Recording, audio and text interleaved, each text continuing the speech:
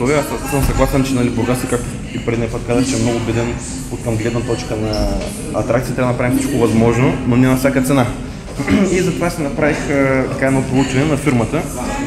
Най-елементарното нещо, което може да се направи, е да се види в Company Houses. Това е еквивалент на търговски регистър в България, само че ще ви го покажа това нещо, само че в Англия.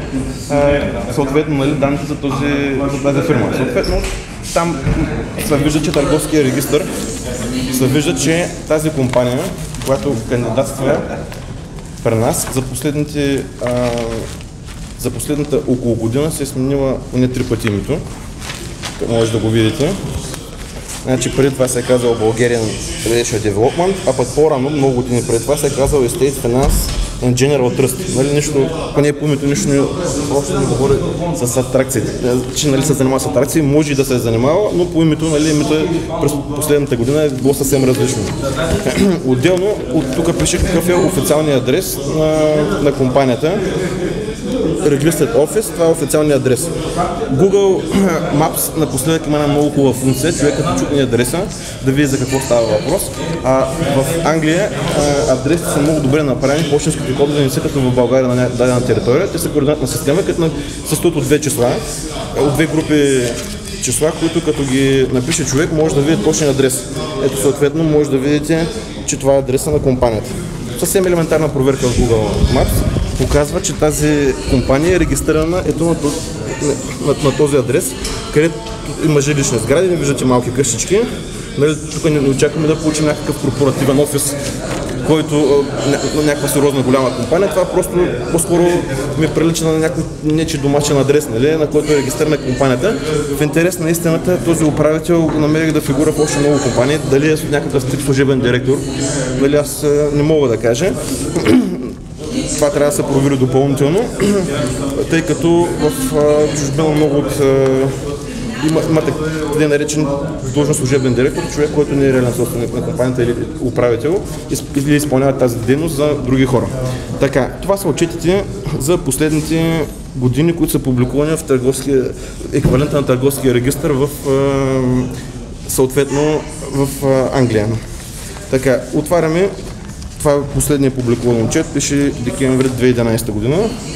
Отиваме на страница Profit. И тук, както може да видите, оперативна печалба преди данъци 2. Тоест, това не са 2 паунда, в финансовите отчетите се измерват в хиляди. Вероятно става въпрос за 2000 паунда, да не се мислите. Мога да ви покажа финансовите отчети за останалите години и на всеки един от тях. Не, това му печалбата, нали? Предложението на колегите беше да получаваме 6% от печалбата, която ще генерира тази компания.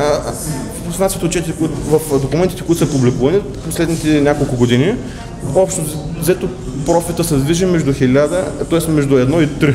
Т.е. между 1000 и 3000 паунда. Общинските съветници, които сме в залата, нали, много от нас имат бизнес и сигурно повечето от тях декларираме, всеки един от нас декларира в пъти по-голяма печалба, отколкото нали, съответната компания е регистрирала.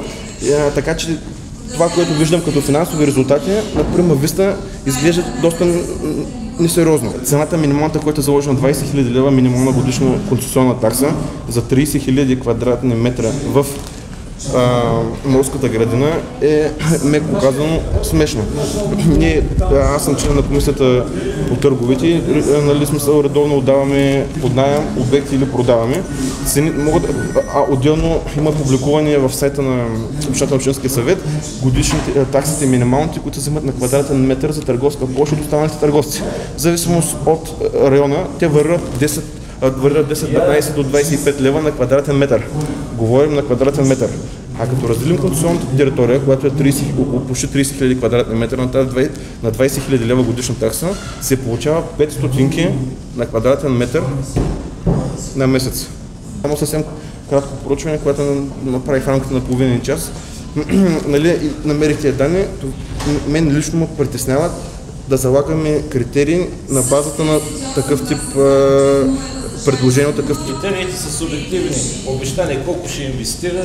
Една изба в Лондон седнал да обещава, че ще инвестира 3 милиона и 200. По тази логика вземете и ви направите на дружество.